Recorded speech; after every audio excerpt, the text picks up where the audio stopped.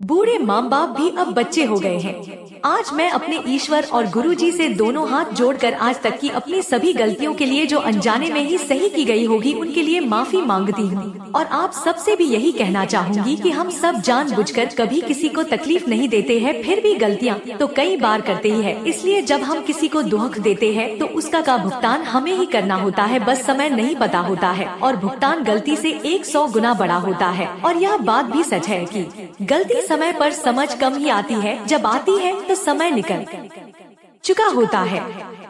साथ ही कर्मों का हिसाब सबको किसी न किसी रूप में चुकाना ही पड़ता है। जब समझ आती है तो बहुत देर हो चुकी होती है और अपने घर बाहर दोनों जगह हम किसी न किसी रूप में गलती करते रहते हैं। अपने गरूर में दूसरे की भावनाओं की कद्र करना भूल जाते हैं। यह शुरुआत हम सबसे पहले अपने ही घर से शुरू करते हैं।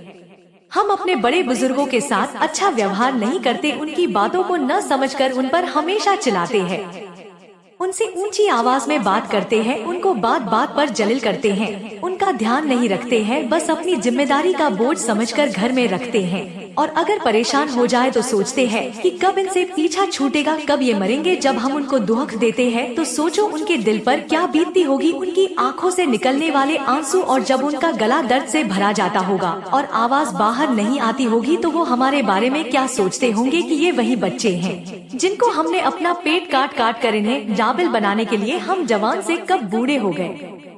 हमें पता ही नहीं चला, सोचा इनकी सफलता ही हमारी जिंदगी की सफलता होगी, पर आज हम ही इनके लिए बोझ है। भगवान हमें ऐसी जिंदगी से अच्छा है कि मौत मिल जाए, क्योंकि इंसान सिर्फ हारता ही अपने बच्चों और अपनों से है। और बच्चे भूल जाते हैं कि ये माँ बाप ही है जिन्होंने हमें अच्छी जिंदगी और जीने के काबिल बनाया है। हम जितना प्यार अपने बच्चों से करते हैं, क्या उतना प्यार अपने बूढ़े माँ बाप से भी करते हैं? शायद 90% नहीं होगा, क्योंकि माँ बाप पर कम ही लोग ध्यान देते हैं और जिम्मेदारी न के बराबर समझते हैं। और अगर माँ बाप बीमार हो जाए तो बच्चों पर खास फर्क नहीं पड़ता है, बस एक जिम्मेदारी के साथ इलाज करते हैं और उसमें भी सोचते हैं कि कम पैसों में या मुफ्त में ही इनका इलाज हो जाए तो अच्छा है। और अगर अपनी औलाद बीमार हो जाए तो अच्छे से अच्छा डॉक्टर खोजने लगते हैं। सोचो, जो माँ बाप अपनी जिंदगी देकर जीवन देते हैं और जीने के काबिल बनाते हैं, उनके लिए हम सोचकर कार्य करते हैं। माँ बाप की जगह ईश्वर से भी ऊंची है। ईश्वर एक विश्वास और माँ बाप एक सत्य है जो ईश्वर के समान है। यह बात तब समझ आती है जब हमारे बच्चे हमारे साथ वैसा ही करते हैं, तब हमें माँ बाप की याद आती है। इसलिए माँ बाप का दिल मत दुखो, और साथ में किसी भी इंसान का, चाहे बच्चा बूढ़ा कोई भी हो, किसी को बुरा मत कहो। इंसान को तो क्या, जानवर से भी बुरा व्यवहार नहीं करना चाहिए। दर्द सबको होता है, इसलिए जो बोएंगे वो ही काटेंगे, यही सृष्टि का नियम है। कर्म ही फल है, खट्टा या मीठा, मान या अपमान, समय समय पर सब यही मिलता है। जिस प्रकार घड़ी की सुई घूमती है और उसी रूप में पैसा और औलाद घड़ी की सुई के चक्कर के समान है।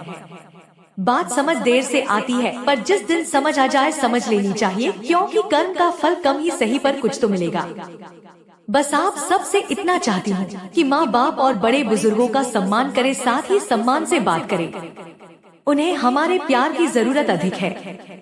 अब हमारे बुजुर्ग भी हमारे बच्चों की तरह हो गए हैं। अपने बच्चों की तरह उनका ध्यान दिल से रखें, तभी उनकी आत्मा दिल से आशीर्वाद देगी, और यह हमारा कर्तव्य भी है। अगर हम सब मिलकर सोचे तो कोई माँ बाप दुखी नहीं रहेगा, और इस धरती माँ की गोद में कोई अनाथ आश्रम न होगा। धरती माँ की गोद से प्यारी मेरी माँ की गोद है, जो बचपन की मीठी यादों से मेरे कण कण को खुशियाँ से भरती है। पापा की डांट एक कड़वी दवाई की तरह एक सफल जीवन देती है।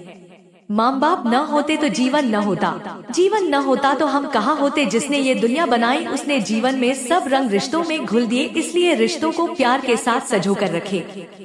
रिश्ते प्यार की भूखे के समान होते हैं, ऊपर वाला रिश्ता बनाता है, और हम कितनी अहमियत से रिश्ते निभाते हैं यह हम पर है। रिश्ते ईश्वर के घर से तय होकर आते हैं और धरती पर हम उस रिश्ते के नाम से पुकारे जाने लगते हैं। हर रिश्ते के अनेक रूप है। प्यार सबसे अनमोल शब्द है, जो मान सम्मान के साथ रिश्तों को दिलों की एक खूबसूरत डोर में बंधकर संसार में चलता है। और अगर मैंने गलती से किसी का दिल दुखाया हो तो माफी चाहूंगी। जय हिंद, जय